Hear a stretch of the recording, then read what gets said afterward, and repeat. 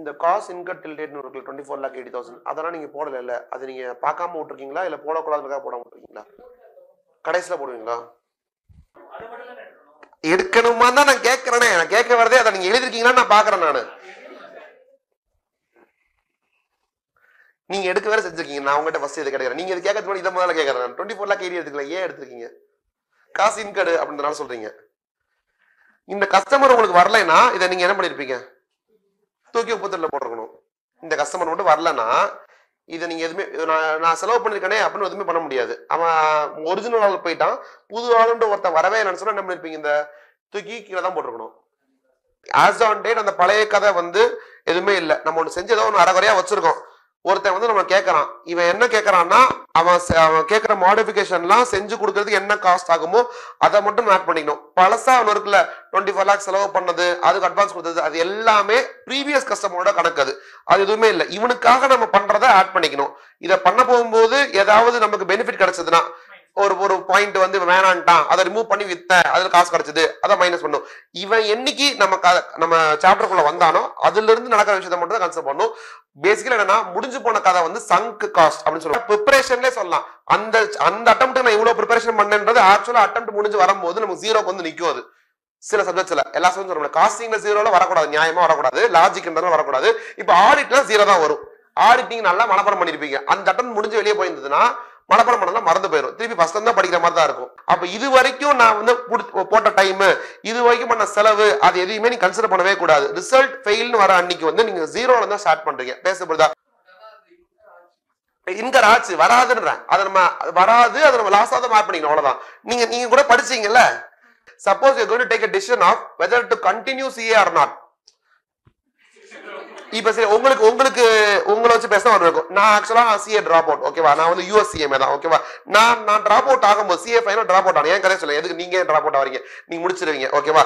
நான் drop out ஆகும்போது நான் வந்து ஐ cannot think of நான் இந்த 5 yearsா இல்ல ஒரு 6 yearsா நான் இவ்வளவு ஹவர்ஸ் போனா, இங்க போனேன், கிளாஸுக்கு போனேன், இவ்வளவு ஃபீஸ் கட்டினேன், இது எல்லாத்தையும் கன்சிடர் பண்ணி டிசிஷன் எடுக்க முடியாது. ஏன்னா இவ்வளவு நேரம் போட்டேன், இங்கே தான் உட்காந்துருக்கணும், அப்படி உட்காந்து வந்தேன் நிறைய நாள், ஓகேவா? அப்படி உட்கார முடியாது. இதுக்கப்புறம் என்ன, நெக்ஸ்ட் 6 months படிச்சேன்னா CA ஃபைனல் முடிச்சிருவானா, முடிச்சுட்டு அங்க போயிருவானா, இல்ல திருப்பி வந்து அதே பிரச்சனை தான் வரப்போது. எனக்கு ஆடிட்டிங் வராது, லா வராது, மெமரைஸ் பண்ண வராது, ஓகேவா இல்லையா? சோ அந்த இஷ்யூ இருக்கு.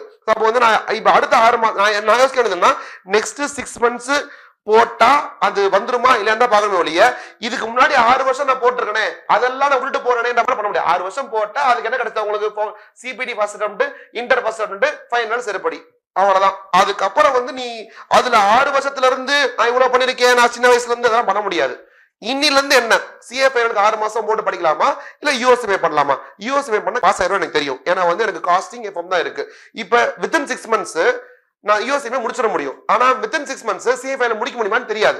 இப்ப நான் யோசிக்க வேண்டியது என்னன்னா, இங்க 6 months போடுறதா, அங்க 6 months போடுறதா, CA ஃபைனலுக்கு ஃபீஸ் கட்டினா எவ்வளவு, USMA கட்டினா எவ்வளவு, இந்த டிஃபரன்ஸ் மட்டும் ஃப்ரண்ட்ல கதை மட்டும் தான் பார்க்கணும் ஒழிய, நான் இது வரைக்கும் பார்த்தேன்னா நான் USMA எடுக்க முடியாது. இவ்வளவு பண்ணிருக்கோமே. இப்ப இந்த இது இருக்கு பாத்தீங்களா, இப்ப நீங்க டோட்டல் போட்டீங்கன்னா நீங்க மொத்தமா மினிமம் பிரைஸ் ஒன்று வருதுல, மினிமம் பிரைஸ் சும்மா ஒரு எக்ஸாம்பிள் சொல்றேன், 15 lakhs கீழே தான் வரும். நீங்க எவ்வளவு போடுறீங்கன்னு தெரியல, 15 lakhs கீழே தான் மினிமம் பிரைஸே வரும். ஆனா காஸ்ட் இன்கம் டில் எவ்வளவு இருக்கு பாருங்க, 24 lakhs.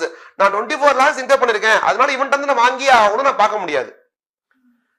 இப்ப நான் USMA என்ன பண்ண, USMA எப்ப ஆரம்பிச்சேன், அந்த எப்ப டிராப் அவுட் பண்ண அங்க இருந்து USMA என்ன பண்ணிருக்கேன், 6 மாசம் எஃபர்ட் போட்டேன், USMA ஃபீஸ் கட்டிருப்பேன். இது மட்டும் தான் USMA இருந்து நான் திருப்பி எடுக்க எதிர்பார்ப்பேன் ஒழிய, நான் CAக்கு எல்லாம் போட்டேன், அது நீ அவனுக்கு தானடா போட்ட, புரியுதா இல்லையா? அவனுக்கு போட்டது ஏன் ஏன்றது எதிர்பார்க்கற? USMA என்ன பண்ண, 6 மாசம் தான் பண்ணேன், ஒரு பாட்டு போட்டேன், இன்னொரு பாட்டு போட்டேன், ஃபீஸ் கட்டினேன், 1 லட்சம் ஃபீஸ் கட்டினேன், ஓகே. 1 லட்சமும் 6 மாசத்துக்கு என்ன பெனிஃபிட் வேணும், அந்த பெனிஃபிட் வருது, தாண்டியே வருது, அவ்வளவுதான் பார்க்கணும் இல்லையா? இல்ல இதெல்லாம் வந்து நான் 6 வருஷம் உழைப்பதுக்கு பின்னாடி அந்த உழைப்பை நீ வந்து ரீப் பண்ணவே இல்லை, அது ரீப் பண்ணாமே முடிஞ்சு போச்சு. பேசப்படுதா இல்லையா? இப்ப நீங்க செட் பண்ற மினிமம் பிரைஸ்ல 24 lakhs வரக்கூடாதுன்றது ஒரு பாயிண்ட். அதை விட முக்கியமான பாயிண்ட் 15 லட்சம் கூட வராது. 15 லட்சத்துக்கே நீங்க பண்றது ரெடியா இருப்பேன். நான் ஐடியா இருந்தாலும் அது மாதிரி தான். 15 லட்சம் வந்தா ஓகேடா அப்படின்ற மாதிரி வந்தல. ஏன்னா இவ்வளவு போட்டதை ரெக்கார்ட் பண்ணா இப்படிதான் உட்காந்துருக்கணும்.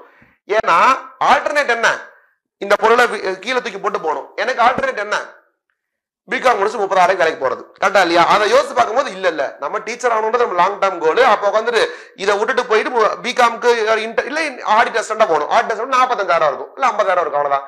ஆடிட்டர் சொன்னா 50,000 இருக்கிறதா யூஎஸ்சிஎம் முடிச்சுட்டு டீச்சர் ஆகிறதா கூட யூஎஸ்சிஎம் தான் முடிக்கிறது. அதான் நான் ஃப்ரெண்ட்ல கதை பார்க்க முடியும். புரியுது? இதுக்கு மேல நான் வந்து இது இந்த ரீல்ஸ் சொல்லுவாங்க bro sacrifice himself for the meme, அது மாதிரி வந்து bro sacrifice himself for the class.